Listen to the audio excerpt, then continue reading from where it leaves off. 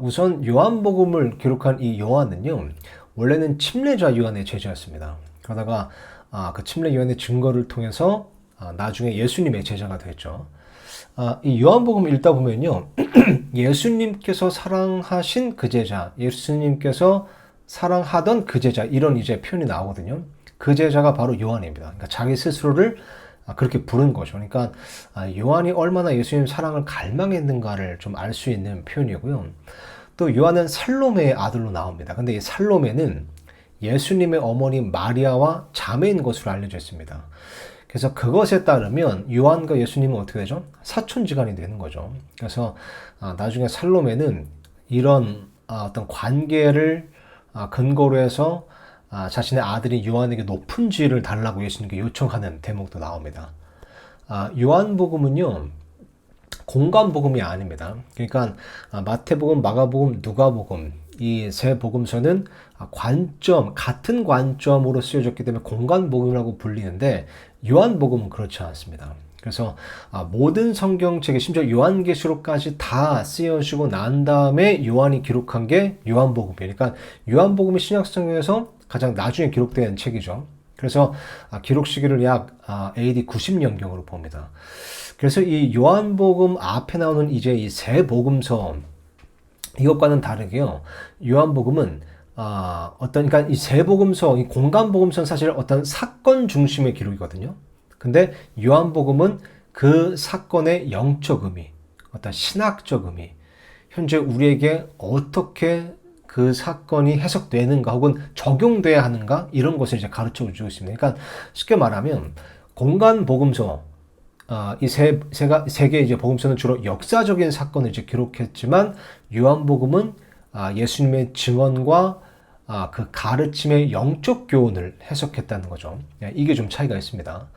요한복음에 가장 많이 등장하는 단어는 믿다, believe라는 단어입니다. 이게 이제 마태복음에서는 11번, 마가복음에서는 17번, 그리고 누가복음에서는 11번 정도 등장하거든요. 근데 요한복음에는 이 단어가 무려 101번이나 등장합니다.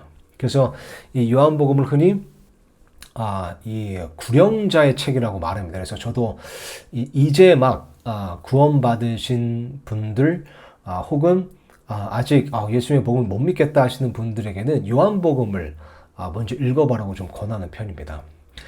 요한복음은요, 예수님의 신성, 그러니까 아들 하나님 혹은 하나님의 아들로서의 그분의 신성을 가장 잘 드러내주는 책입니다. 그래서 하나님의 아들이시오, 또 아들 하나님이심을 입증해주는 책이라고 볼 수 있죠. 그래서 요한복음은 하나님으로서 이렇게 예수님을 기술했기 때문에 요한복음에는 족보가 없습니다. 그리고 탄생 기록이 없습니다.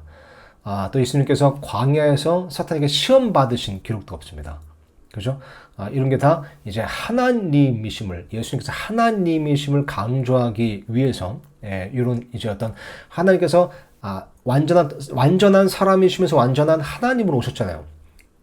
그렇기 때문에 완전한 사람이시기 때문에 이 족보, 시험 받으신 기록, 또 탄생, 이런 것이 이제 다른 복음서에는 기록되어 있는 건데, 요한복음에는 완전한 하나님이심을 강조하기 때문에 이런 기록이 없다는 거죠. 요한복음의 핵심은요, 예수님께서 누구신가 하는 데 있습니다. 그러니까 예수님께서 어떤 분이신지를 보여주는데 방점을 찍었다는 거죠.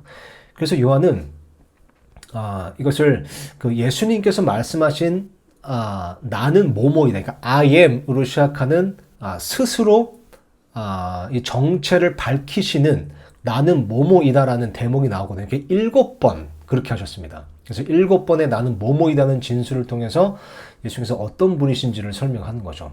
이걸 한번 쫙 정리해 보자면요, 요한복음 6장에서는 나는 생명의 빵이니라 말씀하셨고요. 또 요한복음 8장, 9장에서는 나는 세상의 빛이니라 말씀하셨죠. 또 요한복음 10장 7절에서는 나는 양들의 문이니라. 또 요한복음 10장 11절에서는 나는 선한 목자니라. 또 11장 25절에서는 나는 부활이요 생명이니라 말씀하셨고요. 또 14장 6절에서는 나는 길이요 진리요 생명이니라 말씀하셨죠.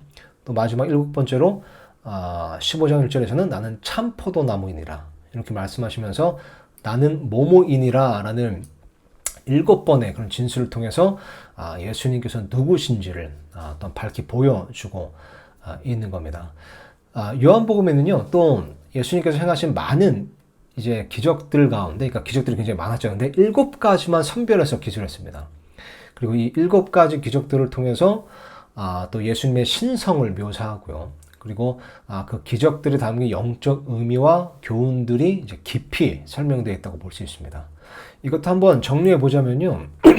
첫 번째 기적은 물을 포도즙으로 변화시킨 사건이죠. 그래서 이 사건을 통해 구원은 하나님의 말씀을 통해서 온다는 점을 가르쳐 주셨고요. 두 번째 기적은 어떤 귀족의 아들을 고치신 사건입니다. 그리고 이 사건을 통해 구원은 믿음으로 온다는 사실을 가르쳐 주십니다.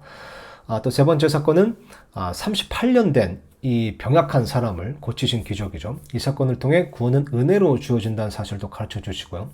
또 네 번째 기적은 오병이어 이제 사건인데 예수님께서는 이 기적을 통해 하나님의 구원이라는 것은 이제 사람의 도구, 그러니까 사람들이 가지신 것을 사용하신다는 점을 또 보여주고 있습니다. 다섯 번째 기적은 폭풍을 잔잔케 하신 사건이죠.